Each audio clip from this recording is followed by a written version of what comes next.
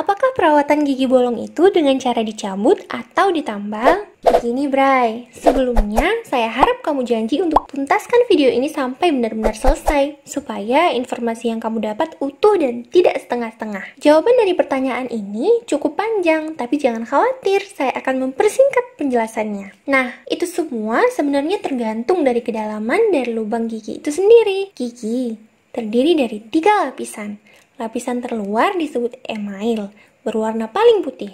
Lapisan kedua disebut dentin, berwarna putih gelap atau kekuningan.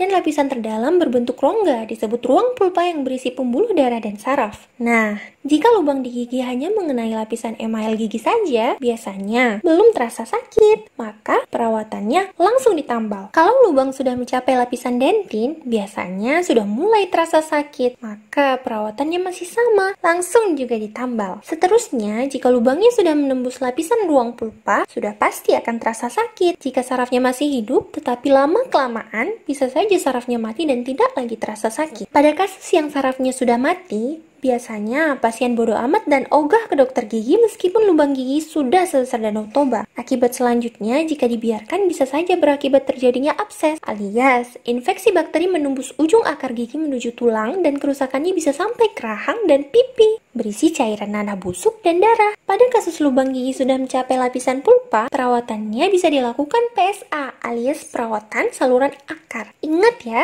wajib dilakukan perawatan saluran akar, bukan langsung ditambal. Nah, bagaimana sih perawatan saluran akar itu? Saya coba jelaskan secara ringkas buat kamu ya, Bray. Perawatan saluran akar atau PSA itu adalah proses mengangkat jaringan saraf dan pembuluh darah yang sudah rusak dari dalam ruang pulpa sampai benar-benar bersih serta mengobati infeksi dan pembusukan pada daerah tersebut. Setelah dilakukan PSA, lantas untuk menutup permanen lubang gigi tersebut mesti dilakukan restorasi. Kalau luas permukaan lubangnya masih bisa ditambal, maka akan ditambal. Sedangkan bila kerusakan pada lubang gigi cukup luas, maka bisa dibuatkan crown gigi.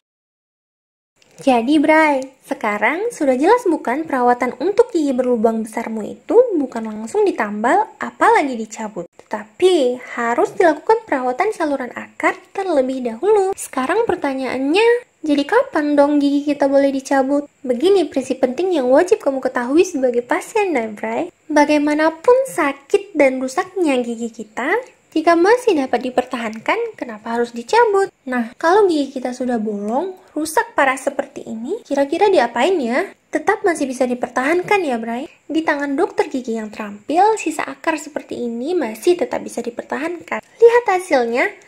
Tara, bisa kembali bagus seperti sedia kala. Jadi kapan dong pencabutan giginya? Pencabutan gigi akan dilakukan saat dokter merasa sudah tidak dapat lagi dilakukan perawatan pada gigi tersebut. Atau kamunya aja yang maksa minta dicabut. Katamu supaya cepat selesai, atau gigi dicabut kan gak akan sakit gigi lagi. Iya. Ibaratnya nih ya, kamu kesel sama ulah tikus yang terus merusak lumbung padimu. Lalu untuk menyelesaikan masalah tikus tersebut, kamu membakar rumahnya sekalian.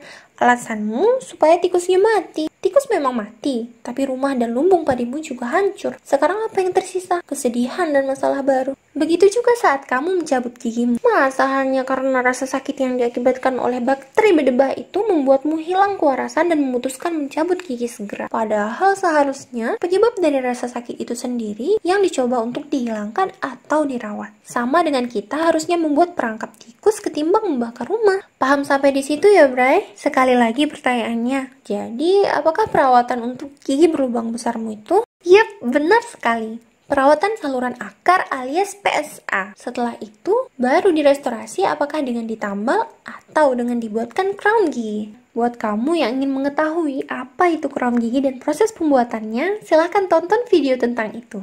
Kami sertakan linknya di kolom deskripsi di bawah video. Ditonton ya! Demikian video singkat dari kami, semoga bermanfaat. Jangan lupa untuk subscribe akun Dokter Gigi Muda dan tekan tombol loncengnya, like, komen, dan share video ini sebanyak-banyaknya. Bagi kamu yang ingin dapatkan info menarik seputar gigi lainnya, kamu bisa follow akun IG @drgmuda atau @dchhabibila untuk ikuti aktivitas kami lainnya. Terima kasih dan sampai jumpa!